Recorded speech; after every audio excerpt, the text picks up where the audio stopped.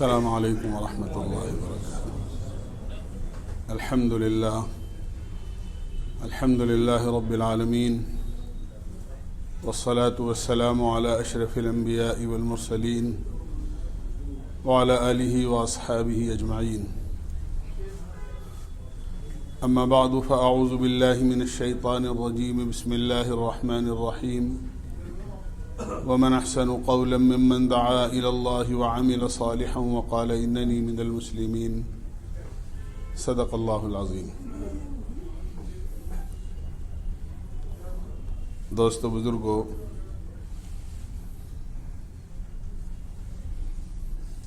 میں نے گزشتہ عرض کیا تھا کہ یہ شعبان المعظم کا مہینہ ہے جو رمضان سے پہلے والا ہے، جو حقیقت میں رمضان کی تیاری کا مہینہ ہے۔ اس مہینے کی ایک خصوصیت یہ ہے کہ اس میں ایک رات ہے جس کو شب برات کہتے ہیں،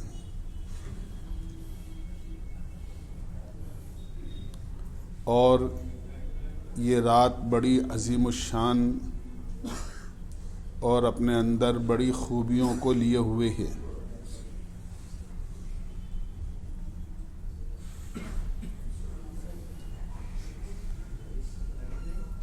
بلکہ ہم سب کے لیے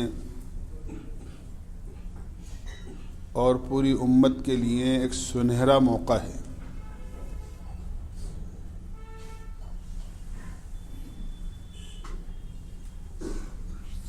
اور اس لیے ہیں کہ حدیث میں آتا ہے، حدیث قدسی ہے، اللہ کے نبی علیہ السلام نے اللہ تعالیٰ کا ارشاد نقل فرمایا ہے، کلکم خطاؤن، تم سب کے سب گنہگار ہو۔ اللہ تعالیٰ فرما رہے ہیں تم سب کے سب گنہگار ہو۔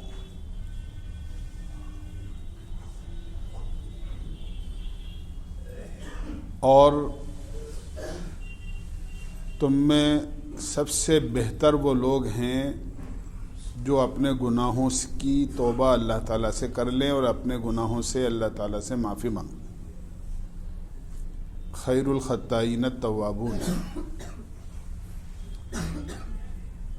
سب سے بہتر گناہگار وہ ہیں، ہو تو تم سارے گناہگار، لیکن فرمایا تم میں بہترین گناہگار وہ ہیں جو اپنے گناہوں سے توبہ کر لیں، اپنے گناہوں کی اللہ سے معافی مانگ لیں۔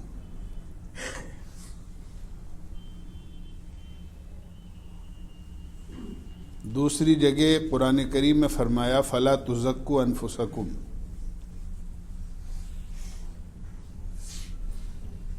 تم اپنے آپ کو پارسا مت سمجھو کہ ہم بہت بڑے نیک ہیں۔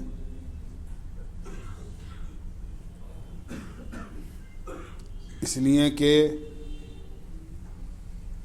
نیکی کا جو غرور ہوتا ہے وہ بڑا سخت ہوتا ہے۔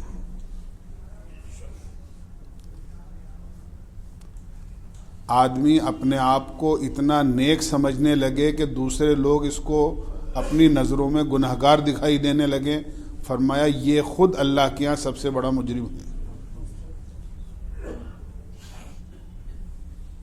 آدمی خود اپنے آپ کو اتنا نیک سمجھنے لگے کہ دوسرے سب لوگ اس کو گنہگار نظر آئیں، فرمایا کہ اللہ کی نظر میں یہ خود سب سے بڑا گنہگار ہے اگر یہ دوسروں کو گنہگار سمجھتا ہے تو۔ ہر ایک کے اپنے گریبان میں جھانک کر دیکھنے کی ضرورت ہے، میں کیا ہوں۔ ہم دیکھیں گے تو حقیقت میں ہمارے اعمال نامے ہمیں خود اپنی آنکھوں سے گردن جھکا کر تصور کرنے میں سیاہ نظر آئیں گے۔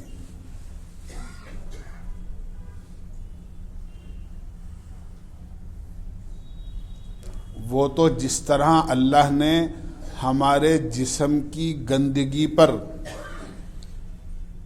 ایک چادر ڈال رکھی ہے اور ایک خول چڑھا رکھا ہے، اس خول کی وجہ سے اور اس چادر کی وجہ سے اندر کی گندگی چھپی ہوئی ہے۔ یہ جو کھال ہے نا ہماری، یہ اندر کی گندگی کو چھپانے کے لیے ہیں، ورنہ ذرا سی کھال ہٹی اور خون نکلا تو وہ بہنے والا خون تو ناپاک ہے۔ اگر ذرا سا بھی خون بہہ جاتا ہے تو سارے علماء کا فتویٰ یہ ہے کہ آدمی کا وضو ٹوٹ جاتا ہے، آدمی اس قابل نہیں رہتا کہ اس حالت میں اللہ کے سامنے کھڑے ہو کر نماز پڑھ سکے۔ تو یہ تو کھال کا خول چڑھا ہوا ہے تو جسم کی گندگی چھپی ہوئی ہے۔ اسی طرح اللہ نے ہمارے گناہوں پر پردہ ڈال رکھا ہے تو لوگوں کی نظروں سے ہمارے گناہ چھپے ہوئے ہیں، اگر ظاہر ہو جائیں تو کوئی پڑوسی اپنے پڑوس میں ہمارا رہنا، کوئی پاس میں بیٹھنے والا ہمیں اپنا پاس بیٹھانا گوارا نہ کرے۔ ہمارے دلوں کے جذبات، ہمارے تصورات، ہمارے خیالات، ہمارے دلوں کی آرزوئیں،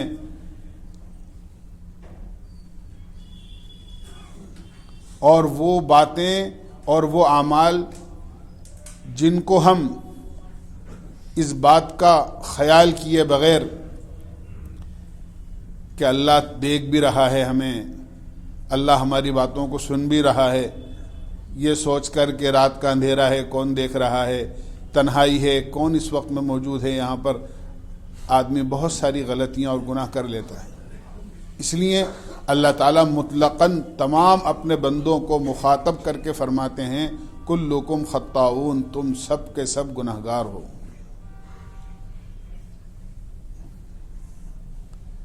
تو گناہگاروں کے لیے بہت ہی زیادہ قیمتی موقع، سنہری موقع، گولڈن چانس جس کو کہتے ہیں کہ یہ رات آ رہی ہے۔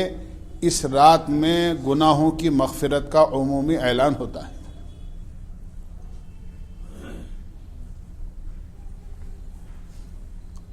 کیونکہ اس کو کہتے ہی شب برات ہیں، یہ شب برات ہے۔ برات کے معنی ہیں کسی کا بری ہو جانا۔ ہم جانتے ہیں کہ ایک آدمی کسی جرم کے اندر گرفتار ہو گیا، اس کے خلاف کوئی مقدمہ عائد ہو گیا، اس کے خلاف کوئی وارنٹ نکل گیا، وہ کسی جرم کی پاداش میں پھنس گیا۔ اب کتنے جتن ہوتے ہیں اس کی رہائی کے، اس کی ضمانت ہو جائے، اس کی رہائی ہو جائے، یہ جیل سے نکل جائے، مقدمہ میں جیت جائے، اس کے موافقت میں مقدمے کا فیصلہ ہو جائے، کیا کیا ہوتا ہے۔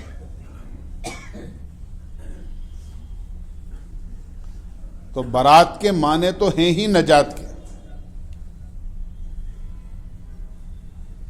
ہم جو اپنے گناہوں کو کرتے کرتے، اللہ کی نافرمانیوں کو کرتے کرتے جہنم کے مستحق ہو چکے ہیں،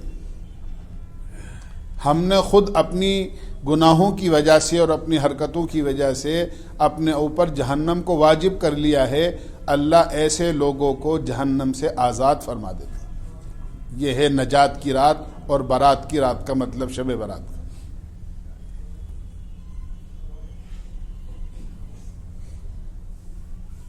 یہ ہے شب برات۔ اسی لیے جناب رسول اللہ صلی اللہ علیہ وسلم نے اس کی مستقل فضیلت ارشاد فرمائی ہے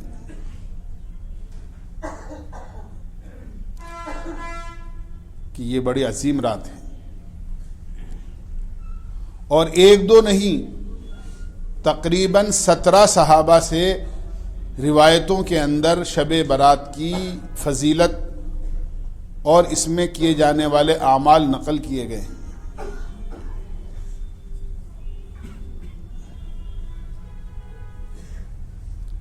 کہ یہ اتنی عظیم الشان رات ہے۔ اس لیے اور ہر سال اللہ اس کو لے کر آتے ہیں شعبان کے مہینے میں۔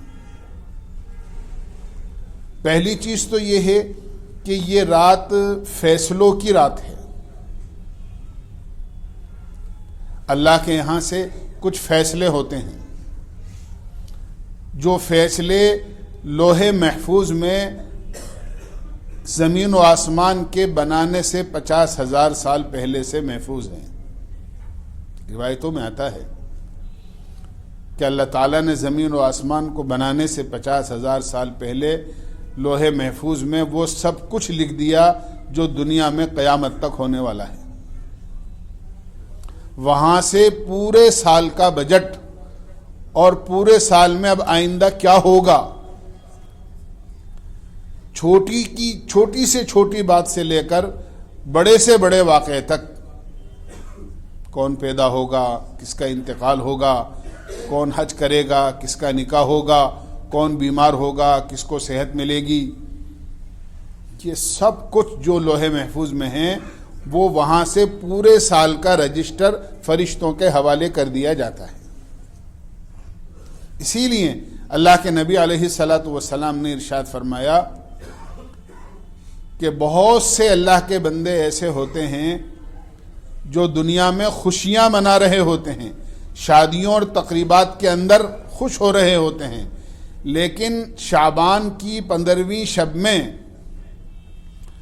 ان کا جو رجسٹر فرشتوں کے حوالے کیا گیا ہے ان کا نام مردوں میں آ چکا ہے.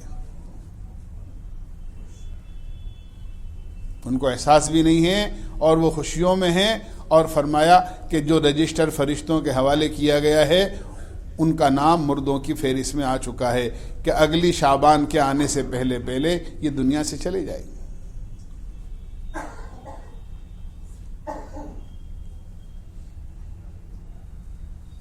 اس لیے یہ فیصلے کی رات ہے.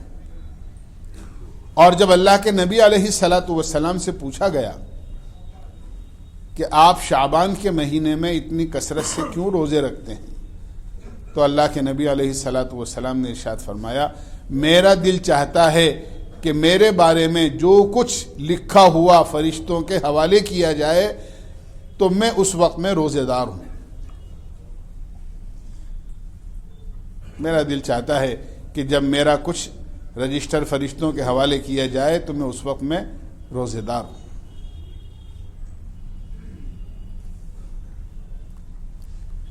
اس لیے روایتوں میں جب غور کیا جاتا ہے تو ہمیں 3 چیزیں ملتی ہیں اس شب سے متعلق اور اس موقع سے متعلق.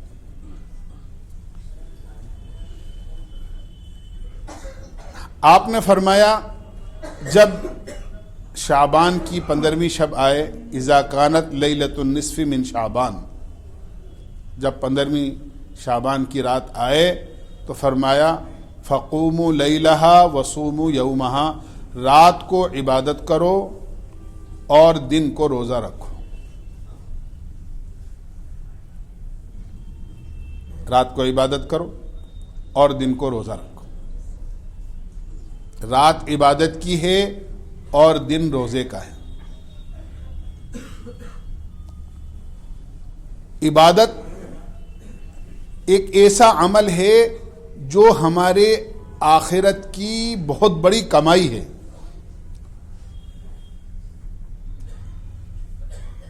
ہماری جو آخرت بنے گی وہ عبادت سے بنے گی، اور جو ہماری زندگی کا مقصد ہے، قرآن کریم میں اللہ تعالیٰ نے فرمایا وَمَا خَلَقْتُ الْجِنَّ وَالْإِنسَ إِلَّا لِيَعْبُدُونَ، ہم نے تو پیدا ہی تمہیں اپنی عبادت کے لیے کیا ہے. تو عبادت تو ہماری زندگی کا مقصد ہے، اور اچھی عبادت سے اچھی آخرت بنتی ہے.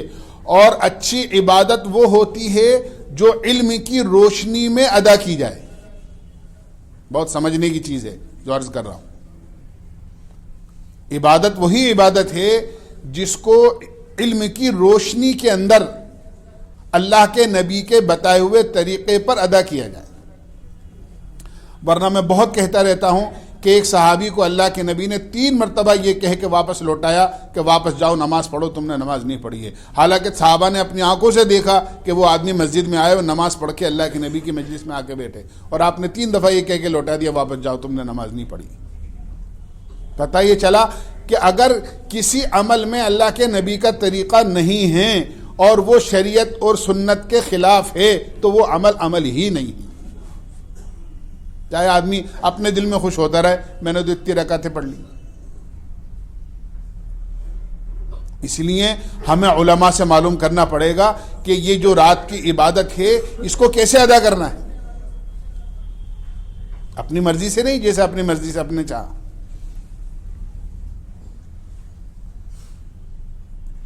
عبادت کا طریقہ، عبادت کا موقع، عبادت کی جگہ، عبادت کا وقت، یہ سب چیزیں علم کی روشنی میں معلوم ہونے کی ضرورت ہے.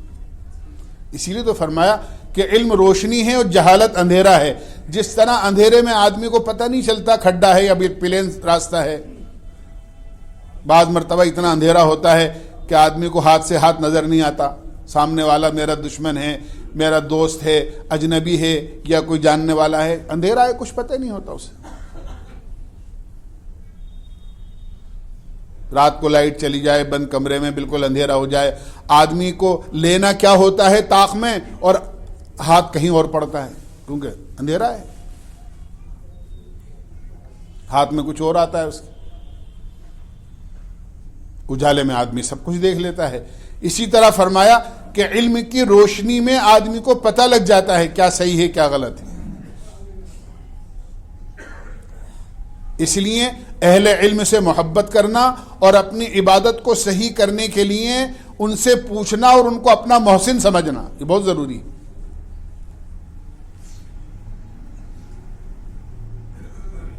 اپنی مرضی سے نہیں. ہاں، اللہ کے نبی علیہ الصلاۃ والسلام کی جو مبارک سیرت ہے، آپ کے مبارک ارشادات ہیں، اس سے ہمیں پتہ لگتا ہے کہ عبادتوں کے جو درجے ہیں ان درجوں کے اندر اللہ کے نبی نے باقاعدہ بتایا ہے ہمیں کس درجے کی عبادت کہاں ادا کی جائے گی. آپ نے فرمایا فرض نماز مسجد میں ادا کی جائے گی اور یہی اس کے لیے سب سے بڑی فضیلت ہے. بلکہ بعض علماء کے نزدیک تو جماعت سے نماز پڑھنا نماز میں واجب کا اور فرض کا درجہ رکھتا ہے.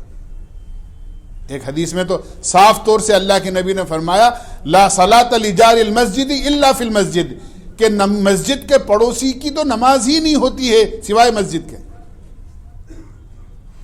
کہ وہ مسجد کے پڑوس میں اور پھر مسجد میں نہیں آ رہا. تو فرمایا فرض نماز مسجد میں آ کے پڑھو. میں عرض کرتا رہتا ہوں کہ ایک صحابی نابینا اللہ کے نبی علیہ السلام کی خدمت میں آئے اور آ کر کہنے لگے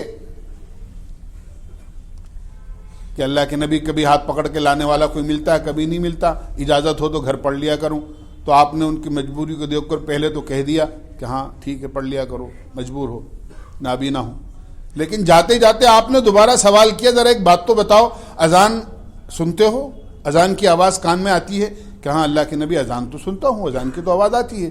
فرمایا پھر بالکل بھی اجازت نہیں ہے، جیسے تیسے آؤ مسجد میں آ کر پڑھو. ہمیں کیسے اجازت ہوگی ہم فرض نماز گھر میں پڑھ لیں بغیر عذر کے؟ اور فرمایا نفل عبادت گھر میں ادا کرو، نفل نماز گھر میں پڑھو. ایک حدیث میں تو اتنی زیادہ تاکید کے ساتھ ارشاد فرمایا لا تجعلوا بیوتکم قبورا، اپنے گھروں کو قبرستان مت بناؤ، اپنے گھروں کو قبرستان مت بناؤ. کیا مطلب؟ کہ جس طرح قبرستان میں مردے سوئے ہوئے ہیں ان کو کسی عبادت سے کوئی مطلب نہیں ہے، نہ وہ اب نماز پڑھ سکتے، نہ روزہ رکھ سکتے، نہ حج کر سکتے، نہ کوئی صدقہ اور خیرات کر سکتے، نہ ذکر و تلاوت کر سکتے، کچھ نہیں کر سکتے. ان کا کام بس قبر میں لیٹے رہ رہا. کہ اپنے گھروں کو قبرستان مت بناؤ، جس طرح قبرستان میں مردے قبروں میں سوئے ہوئے ہیں کہ اس طرح تمہارے گھر میں کوئی عبادت کا موقع ہی نہ ہو. اللہ کے نبی کے زمانے میں تو جب کسی صحابی کا کوئی گھر بنتا تھا اللہ کے نبی کو لے کر جاتے تھے اور کہتے تھے آپ 2 رکعت نماز برکتاً یہاں پڑھ لیجئے. اللہ کے نبی برکتاً 2 رکعت نماز پڑھتے اور اس جگہ کو عبادت کے لیے مخصوص کر لیا جاتا تھا. ہم لوگ اس سے محروم ہیں، اپنے گھروں میں ہر چیز کے لیے جگہ بناتے ہیں. یہ کھانا کھانے کی جگہ، یہ کھانا پکانے کی جگہ، یہ سونے کی جگہ، یہ دوستوں سے باہر سے آنے والے ملنے والوں کی جگہ. لیکن نہیں ہوتی ہے تو نماز کی کوئی جگہ نہیں ہوتی کہ گھر والوں کو مستورات کو قرآن پڑھنا ہو، تسبیح پڑھنی ہو، عبادت کرنی ہو، دعا مانگنی ہو، یہاں پڑھ لیں. ہمیں خود اپنی عبادت کرنی ہو تو فلاں جگہ آ کر ہم عبادت کریں.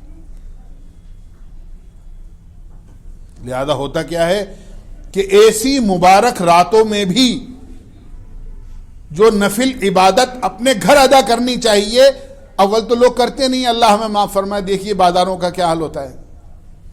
اس کو عبادت کی رات نہیں سمجھا ہم نے، صرف جاگنے کی رات سمجھ لیا کہ یہ رات جاگنے کی رات ہے. لہذا پوچھتے بھی لوگ انہی الفاظ کے ساتھ ہیں. جب کوئی فون پر معلوم کرتا ہے نا، تاریخ میں کنفیوز ہوتا ہے کون سی تاریخ ہے، تو وہ یہی کہہ کر معلوم کرتے ہیں کہ وہ جاگنے کی کون سی رات ہے. تو چونکہ اس کو جاگنے کی رات کہتے ہیں، اسی لیے صرف جاگ کر گزارتے ہیں.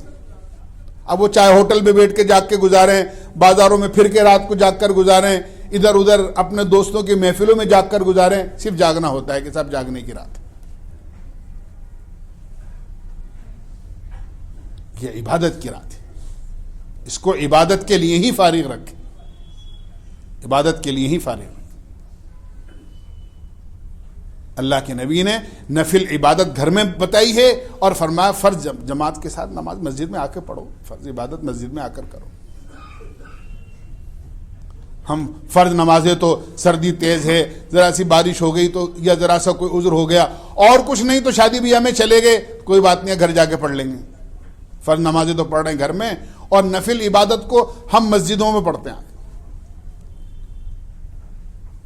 آپ دیکھو شب برات میں سب مسجدیں آباد ہیں، ان کے گھر جا کر دیکھو تو گھر والے سوئے ہوئے ہیں، آرام میں لگے ہوئے ہیں. حالانکہ آدمی کو گھر میں پڑھنا چاہیے تاکہ اسے اس آدمی کو خود کو عبادت کرتا ہوا دیکھ کر بیوی ہے، ماں ہیں، والد ہیں، بھائی ہیں، بہنیں ہیں، بھائی وہ بھی اللہ کی عبادت میں، بچیاں ہیں وہ بھی اللہ کی عبادت میں مصروف ہو جائیں. ایک ماحول ہوتا ہے، کسی کو آدمی عمل کرتا ہوا دیکھتا ہے، چلو سوچتا خود، جب دیکھتا ہے سب سو رہے ہیں، چلو ہم بھی سوتے رہو. تو عبادت کو عبادت کے طریقے سے کرنا زیادہ بہتر یہ ہے. اللہ کے نبی سے ثابت ہے نفل عبادت ان مبارک راتوں میں بھی اپنے گھر میں کرو. ہاں فرض نماز کے لیے مسجد میں آؤ، ایسا نہیں کہ رات بھر تو جاگ کر عبادت کرتے رہے، نفل نماز پڑھتے رہے اور جب فجر کی نماز کا وقت آیا تو سو گئے. یہ کون سی بات ہوئی؟ جماعت کے ساتھ فرض نماز آدمی کو پڑھنے کا اہتمام کرنا چاہیے. فرمایا بہرحال کہ یہ رات عبادت کی رات ہے، لہذا اس رات میں عبادت کرو، دعائیں مانگو. کوئی مخصوص عبادت نہیں ہے جو عام عبادت کرتا ہے. نہ کوئی جماعت کے ساتھ نفل نماز ہے، نہ کوئی صلاۃ التسبیح جماعت کے ساتھ ہے. صلاۃ التسبیح پڑھنی ہو اکیلا پڑھے آدمی تھا. الگ سے کوئی صورتوں والی نماز نہیں ہے کہ صاحب کوئی خاص نماز ہو جس میں اتنی مرتبہ قل هو اللہ ہو، اتنی مرتبہ فلاں صورت ہو. کوئی نماز حدیث سے ثابت نہیں ہے. جیسے عام نماز نفل پڑھتا ہے اسی طرح فرمایا کہ اسی طرح نفل عبادت کرو، نفل پڑھو، دعا مانگو اللہ سے، اپنے بارے میں اچھے فیصلے کراؤ. اللہ کی طرف سے آواز لگتی ہے. ہائے ہائے کیا عرض کروں آپ سے. ایک فقیر تو وہ ہوتا ہے جو گلیوں میں چل پھر کر یہ کہے بھوکا ہوں، ہے کوئی کھانا کھلانے والا اس غریب کو؟ بغیر کپڑوں کے ہوں، کپڑے پھٹے ہوئے ہیں، ہے کوئی مجھے کپڑے پہنانے والا؟ اگر کوئی فقیر گلیوں میں آواز لگائے اس طرح تو مالدار کی مرضی ہے، سخی کی مرضی ہے، چاہے تو کھلائے چاہے تو نہ کھلائے، اس کی مرضی ہے. آپ کی ضرورت ہے، آپ اپنی ضرورت کا سوال کر رہے ہیں، دینے والے کی مرضی ہے، چاہے تو دے نہ دے. اور اگر سخی خود اعلان کرے کہ آج میں کپڑے لے کر بیٹھا ہوں، ہے کوئی بغیر کپڑوں والا جسے کپڑے پہنا دوں؟ ہے کوئی بھوکا جسے کھانا کھلا دوں؟ تو فقیروں کی عید ہو جانی چاہیے نہیں ہو جانی چاہیے؟ اس اللہ تعالیٰ کی طرف سے آواز لگتی ہے تم گناہگار ہو، ہے کوئی مغفرت مانگنے والا جس کی مغفرت کروں؟ ہے کوئی رزق کی تنگی میں مبتلا جس کی رزق میں وسعت کروں؟ ہے کوئی کسی بیماری اور پریشانی میں مبتلا جس کی پریشانی کو اور جس کی تکلیف کو دور کروں؟ اللہ کی طرف سے خود آواز لگتی. اب ایسے وقت میں آدمی ہوٹل پہ چائے پی رہا ہو، یا بازار میں موٹر سائیکلیں دوڑا رہا ہو، یا گھر میں خراٹے لے کر سو رہا ہو، تو کتنی بڑی محرومی کی بات ہے. یہ تو اللہ سے مانگنے کا ہے. خاص عمل اللہ سے عبادت کر کے، قرآن پڑھ کے، ذکر کر کے دعائیں مانگنے کا ہے. تو یہ رات عبادت کی ہے، عبادت ہی میں صرف ہونی چاہیے. اور دوسرے اگلے دن کا روزہ ہے، اور ایک ہی روزہ ہے، 2 روزے نہیں ہیں. 2 روزے تو اس میں ہوتے ہیں محرم کے مہینے میں. ایک ہی روزہ. یوں تو اللہ کے نبی علیہ الصلوۃ والسلام شعبان میں کثرت سے روزے رکھتے تھے، لیکن 15 شعبان میں جو فضیلت ہے روزے کی وہ ایک روزے کی فضیلت ہے. یعنی جس رات کو ہم عبادت کر رہے ہیں اس سے اگلے دن آپ روزہ رکھیے. اور یہ بھی ایک مستحب روزہ ہے، کوئی فرض نہیں ہے، واجب نہیں ہے. کوئی معذور ہے، کوئی مجبور ہے، کوئی شوگر کا مریض ہے، کوئی ایسا پریشان ہے، کوئی ضروری نہیں. نفل روزہ ہے، مستحب ہے، آپ چاہیں تو رکھیں اور نہ چاہیں تو نہ رکھیں. رکھیں گے تو اجر و ثواب ملے گا، نہ رکھیں گے تو آپ کے ذمہ کوئی گناہ بھی نہیں ہے. جو عبادت جس درجے کی ہو اس عبادت کو اسی درجے میں رکھنا چاہیے. نفل عبادت کو فرض بنا لینا، فرض کو نفل بنا لینا، یہ قطعاً شریعت میں اجازت نہیں. ایک موقع ایسا بھی ہوا ہے کہ اللہ کے نبی شب برات کے اندر قبرستان بھی تشریف لے گئے. حیات طیبہ میں صرف ایک مرتبہ ایسا ہوا ہے. تو آدمی کا دل چاہے تو قبرستان بھی جا سکتا ہے، نہ جائے تو کوئی حرج والی بات بھی نہیں ہے. یہ سب چیزیں مستحبات میں سے ہیں، لیکن بڑی اچھی ہیں. خاص طور سے رات کو عبادت کرنا اور دن کو روزہ رکھنا، یہ اس موقع کا عمل بتایا گیا ہے. اس کا ہمیں اہتمام کرنا چاہیے تاکہ یہ فضیلت حاصل ہو. آئندہ زندگی کا کوئی بھروسہ نہیں، نہ معلوم زندگی میسر ہو یا نہ ہو. آئندہ شب برات کس کو ملے کس کو نہ ملے. اللہ ہمیں عمل کی توفیق عطا فرمائے.